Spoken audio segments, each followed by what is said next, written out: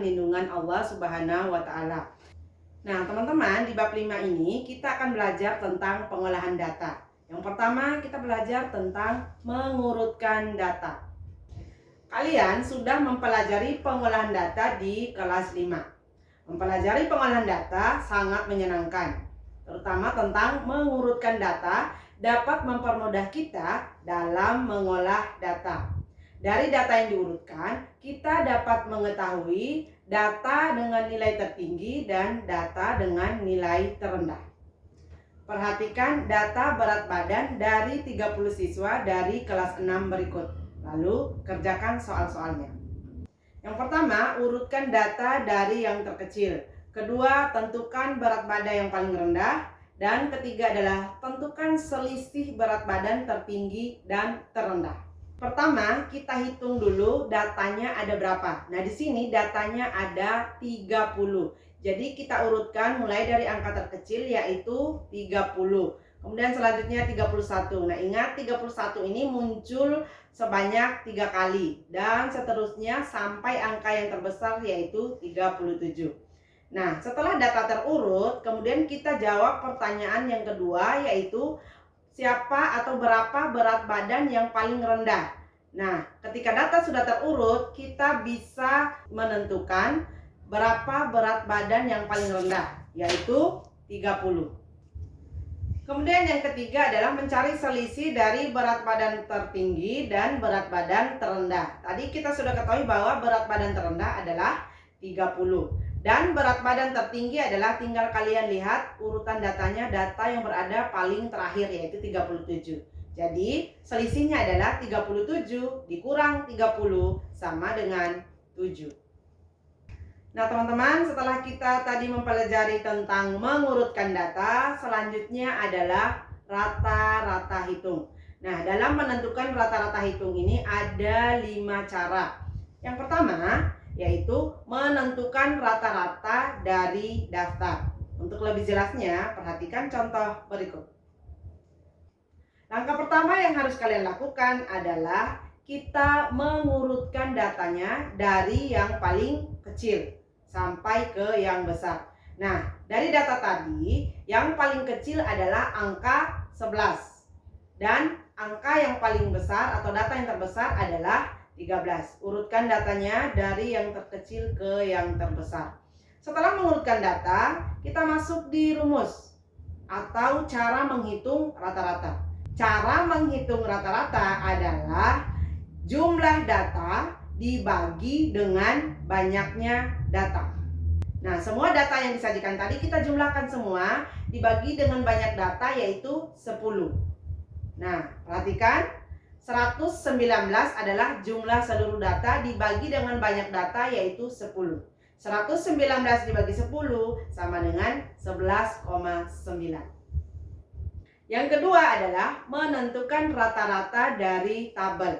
Perhatikan tabel berikut. Nah, dari tabel ini adalah data banyak siswa dari kelas 1 sampai kelas 6. Di kolom pertama ada kelas dan di kolom kedua ada banyak siswa. Tentukan rata-rata dari banyak siswa setiap kelas. Bagaimana cara menghitung rata-ratanya? Sama dengan yang tadi. Kita tentukan dulu berapa banyak data dan jumlah data. Jumlah datanya adalah setelah dijumlahkan semua 186 dibagi dengan banyak data ada 6. Jadi 186 dibagi 6 sama dengan 31. Yang ketiga adalah menentukan rata-rata dari diagram batang. Perhatikan diagram batang berikut. Nah, diagram batang ini adalah data nilai ulangan matematika kelas 6. Di bagian sumbu X-nya ada nilai, sedangkan di bagian sumbu Y-nya ada banyak siswa. Nah, tentukan rata-rata dari ulangan matematika kelas 6 tersebut. Bagaimana cara menentukan rata-ratanya? Rumusnya masih sama dengan tadi, yaitu jumlah data dibagi dengan banyak data. Hanya saja tidak langsung nilainya langsung dibagi dengan banyak siswa, tidak. Dikali. Nah, tadi di sumbu X ada nilai. Nah, nilainya itu dikalikan dengan banyak siswa. ditambah lagi dengan nilai berikutnya, dan seterusnya. Seperti pada tampilan berikut, jadi rata-ratanya adalah 5 dikali dengan 9, di mana 5 adalah nilai dan 9 adalah banyak siswa. Kemudian ditambah dengan 6 dikali 7 dan seterusnya sampai 10 dikali 1. Dibagi dengan banyak data, yaitu 9 tambah 7 ditambah 10 ditambah 5 ditambah 4 ditambah 1. Sehingga hasilnya adalah 243 dibagi 36 sama dengan 6,75. Berikutnya adalah menentukan rata-rata dari diagram garis. Perhatikan diagram garis berikut. Diagram garis ini adalah data penjualan buah mangga selama 5 jam di toko buah segar. Bagaimana cara menentukan rata-rata penjualan mangga setiap harinya? Nah, caranya masih sama dengan yang tadi. Jumlah data dibagi dengan banyaknya data. Kita jumlahkan semua data, yaitu dari 15 sampai 25, dibagi dengan banyak data, yaitu 5. Jumlahnya 110 dibagi banyak data 5, hasilnya 22. Dan yang terakhir adalah menentukan rata-rata dari diagram gambar. Perhatikan tabel berikut. Di tabel ini ada gambar ikan mas, ada gambar yang besar dan ada gambar yang kecil. Nah, gambar besar atau ikan yang besarnya mewakili 10 kg dan gambar ikan yang kecil adalah mewakili 5 kg. Bagaimana cara menentukan rata-ratanya? Nah, perhatikan kembali tabel yang tadi. Di pekan pertama, jumlah ikan masnya ada 60 karena satu ekor ikan mas mewakili 10 kg. Jadi ada 6, jadi 6 kali 10 sama dengan 60. Nah, di baris kedua ada 6 gambar ikan mas, 5 yang besar dan 1 yang kecil.